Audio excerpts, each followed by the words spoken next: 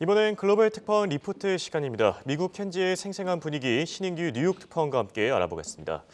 자, 지금 미국의 1월 경제 지표들이 계속 발표되고 있습니다. 지난주 견조한 고용 지표에 이어서 어제는 CPI 그리고 오늘은 소매 판매가 나왔는데 우선 소매 판매가 시장 예상보다 훨씬 더 증가했네요.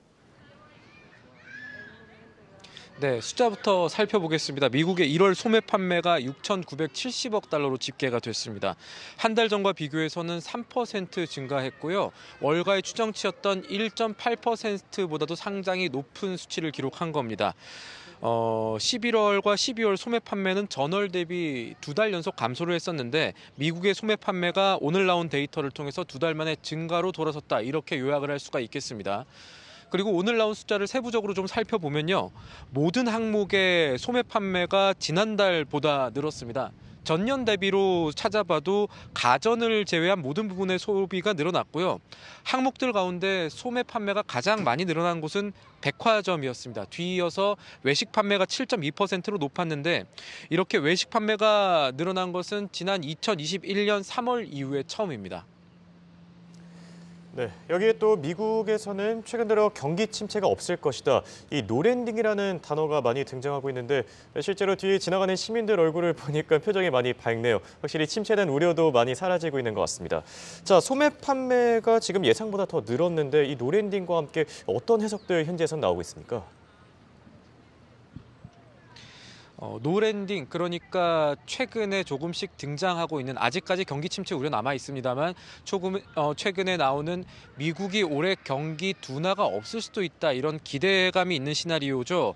이와 관련해서 볼 수 있는 오늘 소매 판매 해석이 KPMG 수석 이코노미스트인 다이언 스웬크가 이 SNS에서 이런 분석을 했습니다. 소매 판매가 1월에 소득 증가로 반등했다, 이렇게 해석을 한 겁니다. 그러니까 미국인의 늘어난 소비 여력이 1월에 이 고용이 예상보다 많이 늘어난 것을 포함해서 이 미국인들의 늘어난 소비 여력이 소매 판매를 이끌고 있다, 이렇게 본 겁니다.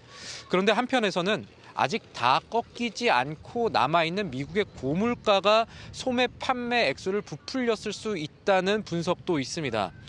피터 시프 유로 퍼시픽 캐피털 CEO 같은 경우가 1월 소매 판매는 인플레이션에 힘입어 급증했다, 이런 표현을 했습니다. 1월에 오늘 같이 나온 데이터인데요. 1월 산업 생산 가동률이 예상보다도 소폭 낮은 78.3%였고 산업 생산 자체도 전월 대비 변동이 없었는데 이 점을 고려하면 미국인들이 1월 한 달 동안 더 많은 물건을 샀다기보다는 물건 값이 더 비싸졌다고 봐야 된다는 겁니다. 그러니까 다이언 스웬크의 분석은 미국의 경제가 예상보다 좀 튼튼하다는데 방점을 두고 있고, 뒤에 해석은 피터 시프식의 해석은 미국의 인플레가 예상보다 조금 더 깊게 남아있기 때문이다, 이런 우려를 바탕에 깔고 있다고 볼 수가 있겠는데, 간략하게 상황을 좀 보자면 초점을 그러니까 주식시장으로 두게 된다면 전자의 분석은 투자 심리를 조금 더 높일 수가 있겠지만 후자의 무게를 둔 투자자들은 같은 지표를 보더라도 오늘 조금 더 회의적으로 반응을 할 수가 있을 겁니다. 하지만 이 두 가지 해석 모두 장기적으로 봐서는 인플레이션이 시장의 생각대로 빠른 속도로 꺾일까 하는 점에 대해서는 공통된 우려를 남기게 된다고 볼 수가 있을 겁니다. 최근에 이 채권 시장을 보면 오늘 소매 판매 나온 이후에도 그렇고 국채 수익률 상승세가 이어지고 있고요. 연방 기금금리 선물 시장에서 움직이는 돈의 흐름들을 살펴보더라도 시장이 미국의 연내 금리 인하 가능성에 대해서는 점차 가능성을 낮추고 있다는 점 역시 참고를 하셔야겠습니다. 지금까지 뉴욕에서 한국경제TV 신인규입니다.